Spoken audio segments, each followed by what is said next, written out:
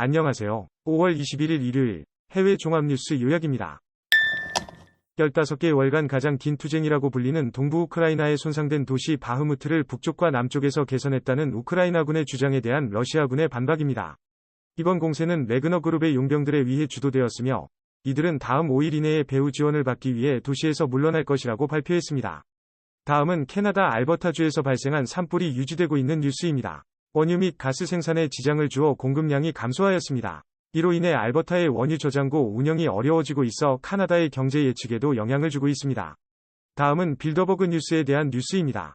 배당 용도로 휴스턴의 웨스턴 앰퍼샌드 사덜이 구매한 마리온 코퍼레이션이 인근에 위치한 투사 카운티 챔버스 공기청정기 더스트롤 사업을 560만 불에 인수하였습니다. 인수는 2021년 5월 21일에 이루어졌으며 취득자는 현금 거래로 인수금을 지불하였습니다. 다음은 미국 채권 시장에 대한 뉴스입니다.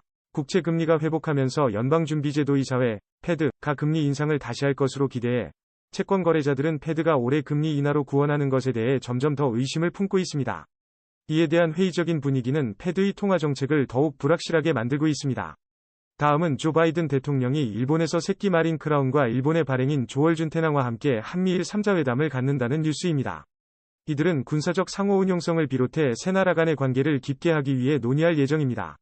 이번 회의에서는 또한 중국의 경제적 압박에 대한 이야기도 나올 예상입니다. 다음은 일본 히로시마에서 열린 G7 회의에 대한 뉴스입니다. 미국 등 주요 민주국가들은 러시아를 저해하고 중국을 관리하며 우크라이나 대통령과 함께 힘을 보여주는 G7 회의를 마무리합니다.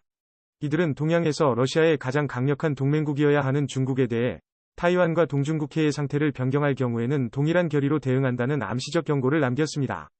다음은 코퍼레이트 아메리카에 대한 뉴스입니다. 미국 연방준비제도, 즉 미국의 중앙은행이 지난 10번위 회의에서 기준금리를 5에서 5.25%로 인상하면서 대출금리가 높아지고 기업들은 이에 대한 우려를 느끼기 시작했습니다. 많은 기업이 새로운 대출금리 수준에 대응하기 위해 절약 조치를 시행하고 다양한 대안적 자금 조달 방식을 모색하기 시작한 것으로 나타났습니다. 다음 주 미국에서 발표 예정인 인플레이션 지표는 미 연방준비위원회 패드가 인플레이션을 억제하기 위해 충분한 노력을 기울였는지 여부에 대해 답변을 제공하지 못할 것입니다. 핵심 개인 소비 지출 지수와 인플레이션 조정된 소비 지출 보고서는 2분기 초에도 미국 경제가 냉각될 전망이라는 것을 보여줍니다. 그러나 패드 관리들은 경제 데이터와 은행 부문의 스트레스를 평가하며 여전히 오픈마인드를 유지 중입니다. 다음은 플로리다주의 총독인 론 데산티스가 월트 디즈니와의 분쟁을 책임지고 있는 연방판사의 중립성을 의심하는 내용이 포함된 뉴스입니다. 데산티스의 변호사들은 이번 분쟁과 관련하여 호감을 나타낸 판사에 대해 해당 판사의 중립성에 대한 의문점을 제기하며 이를 다른 판사에게 이관할 것을 요청하였습니다.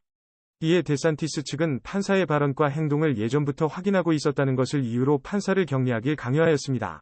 다음은 캔느 영화제에서 마틴 스코세이지 감독의 킬러 오브 더 플라워문 킬러즈 오브 더 플라워문이 공개되었습니다. 이 작품은 1920년대 오클라호마에서 유전자의 암살 사건을 그린 베스트셀러 책을 기반으로 하며 주연 배우로는 레오나르도 디카프리오와 로버트 드 니로가 출연했습니다.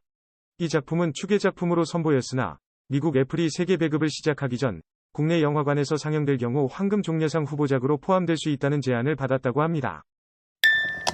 그럼 오늘의 요약을 마칩니다. 감사합니다.